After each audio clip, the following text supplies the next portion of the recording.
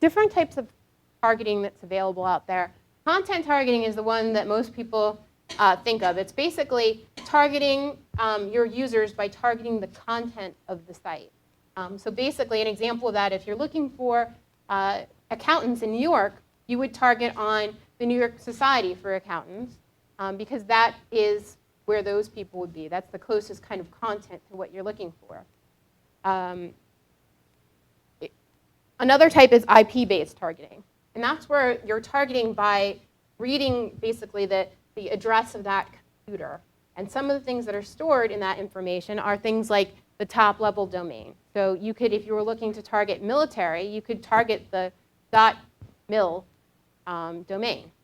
If you were looking to target HOTUS, which hardly anyone is, you could target HOTUS.com. You could target your competitors that way. You can target geography. You can even target SIC code, which is the industry that the organization is in. It's a lot of, I get a lot of requests for this because it seems pretty sexy, like if you just wanted to target just your competitors. But one thing to keep in mind is that there are probably better ways to target the people that you're looking for. And this is just one way. But you do get, if you target HOTUS, you get everybody at HOTUS. You target KPMG, you get everybody at KPMG. You're not really targeting by skill set necessarily. But it can be a good addition to some things that you're doing. Here's my favorite. It's a registration-based targeting. I've seen this work really effectively for almost all of our clients. And this is when you're targeting based on the information in a user's profile on a site. So for instance, like Yahoo. When you sign up for a Yahoo email account, you fill out a lot of this information. You fill out, where you live, your occupation, your industry. You can target by those factors. Hotmail does this, Community Connect does this. So any place where the user actually signs up and inputs the information is usually relatively valid, and these campaigns usually end up being pretty effective. Another one that's gotten a lot of press is behavioral targeting. If you've had Yahoo come in to talk to you, I'm sure they've talked about behavioral targeting to you. It's an interesting way of targeting that's basically based on what that user has done in the past. So if they've been searching on search engines, if they've been visiting different websites. So for careers, usually the type of targeting is something like career-based. So you can target people who have searched for a job in the last 30 days. It's a good thing to do if you're looking for a very active candidate, because you basically know that those candidates have been searching either search engines or job boards for a job recently. It's not such a great thing to use if you're looking for passive candidates. Sites like Yahoo will tell you it's a great place to look for passive candidates, but it's really a more active candidate. And behavioral targeting was really meant for, it was built for e-commerce. So a lot of the auto industry uses this. So if you've ever searched for a car online, then you should notice that you get a gazillion auto ads. Or like the other day, the pharmaceutical industry uses it a lot. The other day, I have a brother who has rheumatoid arthritis, and I was looking up something for him. And ever since, I've gotten 1 million ads for Humira, which is the rheumatoid arthritis drug, and I can't get them to go away. They probably served me about, 150 impressions so far. They should know by now I'm not going to click.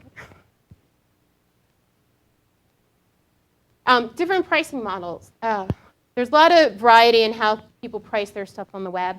The most popular one for recruitment is generally fixed time-based placement, which is basically you buy a month of advertising for this amount.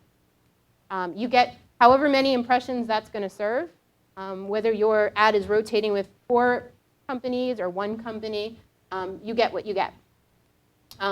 Cost per thousand is where you're basically buying a certain number of impressions.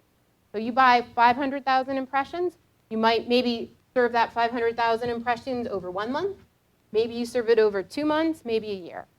but you buy a specific number. Cost per click, you're basically buying per click.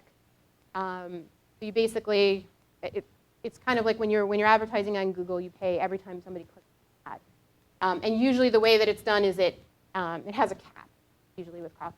Usually you say $500 a month for clicks.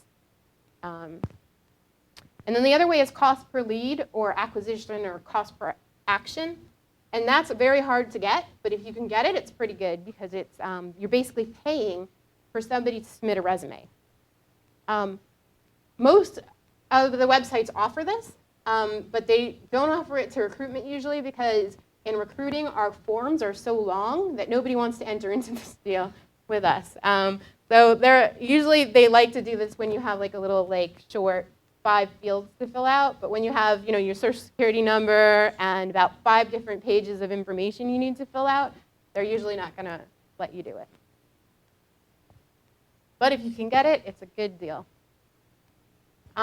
Media planning philosophy, we like to strive for a balanced plan. We don't usually say to you that you should be only on job boards or only on passive candidate media. We think a balanced approach is best. About 35% of people are actively looking for a job. You don't want to miss those people. You want to be on active sources. About 40% are passively looking. They're not necessarily on a job board, and they're not going to, no matter how great the niche site is. If they're not looking for a niche career site to be on, they're not going to be on it. So you want to make sure that you reach them in ways that you reach them when they're not looking for a job. So if you run a banner ad on Yahoo, targeting your accountant who's in New York, when they're checking their email or they're checking their sports scores, you're really getting in front of a very passive candidate.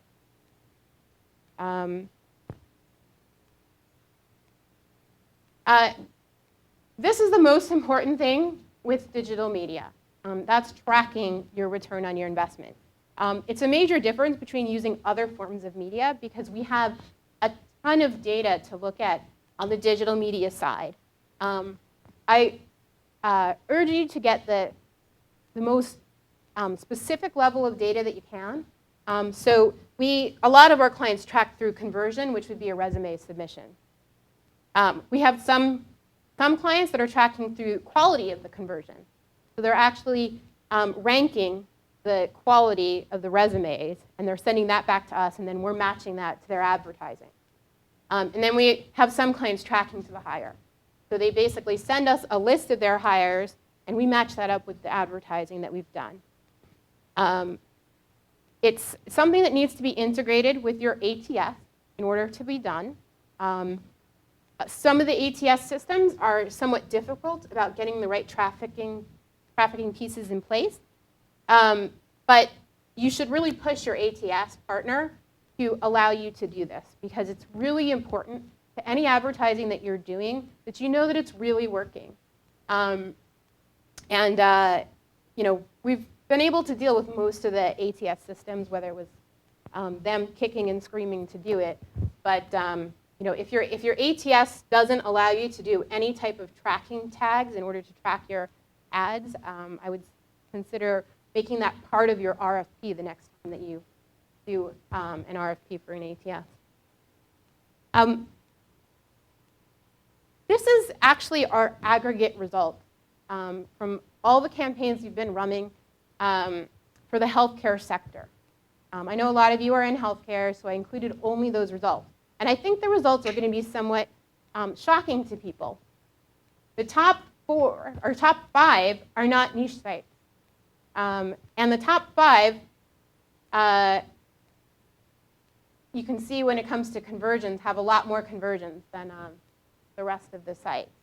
Now our different campaigns are running different amounts of advertising, so they're not spending the same amount in all of these different places.